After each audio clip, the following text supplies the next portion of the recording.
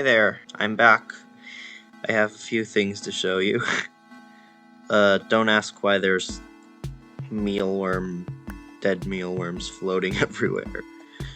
I've been working on some systems to help you better keep things alive on your rocket, because obviously people don't just need air, they need food, they need water, they need warmth. And I've added ways of getting those things when you're far away from Earth, and a requirement for them.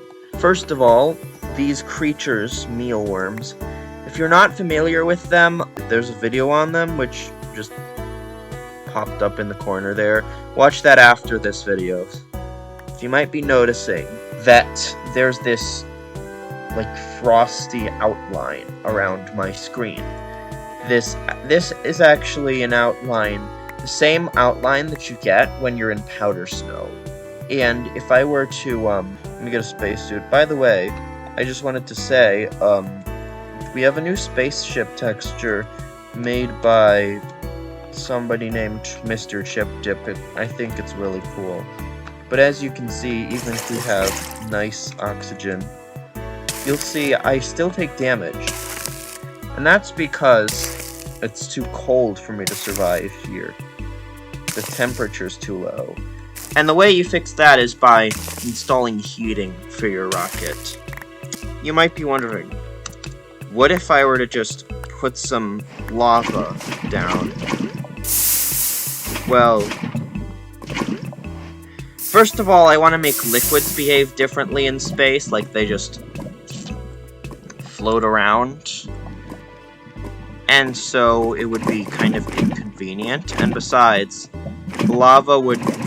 I want to make lava turn to obsidian slowly in very cold environments. So that won't do. So what do? Well, we use these things, infrared heaters. And this thing, an electric furnace. If we were to take our electric furnace, we were to give it some energy, like so. You'd notice, if I power it with redstone, this fire lights inside. And if I were to, and you can see it's using up the energy. If I were to unpower it, it stops using up energy. This, on its own, doesn't provide any heat. As you can see, I'm still very much freezing. But, if we were to combine it with an infrared heater, which is this thing, let's see, if we get... let's get quite a bit, like, let's get 9 heaters. You'd see that by being near them, the little thing, the little outline isn't there anymore. And as you can see, if I stand near it, I can actually take off my entire suit, and I will be perfectly fine. And this is useful, like, if we were to place down a pig or something, it'd be fine. But then you'll notice, if we get this thermometer. By the way, the thermometer the texture was also done by Chip Dip. You'll see it reads out the temperature in Fahrenheit and Celsius.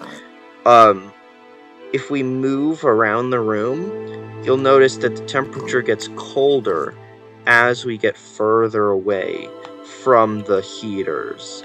And, ouch. Now you need this heating. And if we were to get a,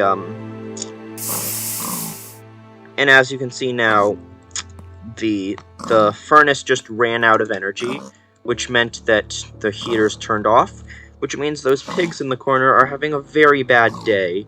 And if I were to quickly charge it up, power it, see there. Oh, it was too late. Sorry, that's sad. But at least turning off the heat is a good way to dispose of unwanted guests. Anyways, next we have this thing. It's a flight detector. What it does is very simple. If you can place it on a rocket, and if that rocket is currently flying, a redstone signal will be emitted. This can be very useful for, say, automatically turning on heat when it's automatically, like, maybe closing a door or, like, breaking fuel tanks. Anything you want to happen on a rocket only while the rocket is currently flying to another destination, because it'll emit a redstone signal in that situation. And then we have this thing. It's a planter intake. Now you might be wondering, while you can suck oxygen from Earth, if you're very far away from Earth, it's not very economic to keep, like, having little shuttles full of oxygen go and automatically suck up the oxygen from Earth and bring it to your station. That's kind of very expensive. So I have a separate solution. If we were to take this thing, it's called a planter intake. We can actually, if we were to plant a tree on it, currently it turns the block to dirt, which I don't like. But anyways, now you can see it's getting lots of gas, because I have the tick speed really high. But this is a way of, when plants, like, output oxygen, the intake takes in some of that oxygen. And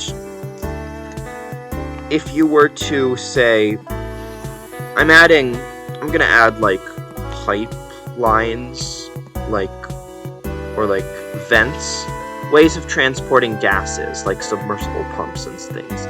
And once I add those, you'll be able to, say, you could have a biosphere on your rocket or station, and there's these things everywhere, planter intakes, and the oxygen they output is being vented throughout the entire station to keep oxygen everywhere. And the last thing is simple. It's this thing called a DHT sensor. Texture was also by ChipDip. It emits a redstone signal.